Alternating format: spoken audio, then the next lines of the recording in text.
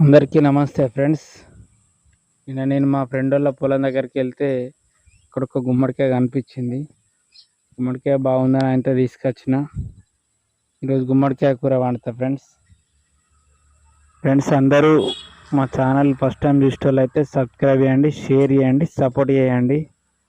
ఎందుకంటే మీరు సపోర్ట్ చేస్తేనే మాకు మరింత ఉత్సాహం వచ్చి మరిన్ని వీడియోలు అప్లోడ్ చేయగలుగుతాం. ఇక గుమ్మడికాయ గురించి చెప్పాలంటే గుమ్మడికాయ అయితే చాలా న్యాచురల్గా దొరికే ఫుడ్. ఎందుకంటే దీనికి ఎలాంటి ఫర్టిలైజర్స్ అయితే వాడడం అది అందరికీ మనకు తెలిసిందే. మన దగ్గర ఎట్లా అంటే గుమ్మడికాయ అంటే ఓన్లీ గుమ్మడి పూలు బతుకమ్మ కోసమే అనుకుంటాం. కానీ బతుకమ్మకు గుమ్మడి పువ్వులు ఎంత అందమో మనం తింటే కూడా గుమ్మడికాయ కూర కూడా మనకు అన్ని రకాల ఆరోగ్యాన్ని ఇస్తుంది ఫ్రెండ్స్. ఇట్లా సీజన్లో మనం ఒక 2-3 సార్లు అన్న తింటే అది మనకు న్యాచురల్గా కింద ప్లస్ ఆరోగ్యానికి రెండింటికి పనిచేస్తుంది. మనం కూడా ఏంటంటే అన్ని సార్లు మనం బయట కూరగాయలు కొనుక్కునే కంటే మన ఇంటి మనం కొన్నన్నా ప్లాన్ చేసుకుంటే వారంలో ఒక రోజు 2 రోజులు 3 రోజులు కొద్దిగా న్యాచురల్గా దొరుకుతాయి. ఎందుకంటే మన ఇంటికాడ వేసుకున్న దానికి ఎలాంటి ఫర్టిలైజర్స్ వాడకుండా పెండ కానీ పశువుల పెండ మేకల పెండ ఇట్లా వేసుకున్నట్టయితే అవి మనకు న్యాచురల్గానే వండుతాయి.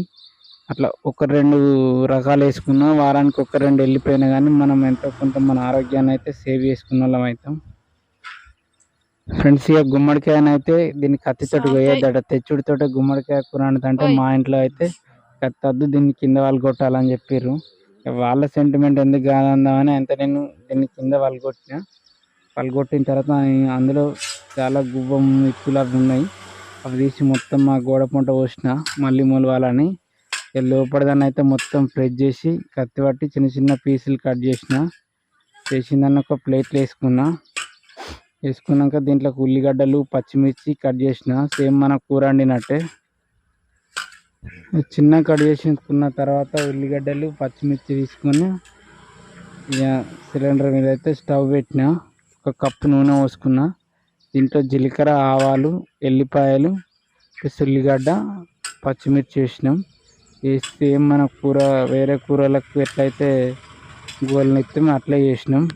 కొంచెం రగరగ కాగానే అట్లా గుమ్మడికాయ ముక్కలు వేసిన తర్వాత ఒక 5 minutes ఆగి లైట్ స్లిమ్ మీద పెట్టిన. గుమ్మడికాయ కూర అయితే రెడీ అయిపోయింది ఫ్రెండ్స్. చూస్తుంటేనే చాలా గుమగుమ వాసన వస్తుంది. ఎప్పుడెప్పుడు తిందామని. అసలు ఇట్లుంటుందని అయితే నేను అస్సలు ఎక్స్పెక్ట్ చేయలేదు. ఇంకా నేను కూడా చాలా రోజుల తర్వాత వంట చేస్తున్నా. నాకైతే ఇట్లా వస్తుంది రాదని ఫస్ట్ భయం ఉండే. ఇక కొంచెం పెట్టుకొని అయితే తిందామని చూసిన. తింటే చాలా టేస్ట్గా ఉంది ఫ్రెండ్స్. మీరు కూడా ఒకసారి ట్రై చేయండి. ఎందుకంటే ఆరోగ్యంతో పాటు అన్ని రకాల మంచిది.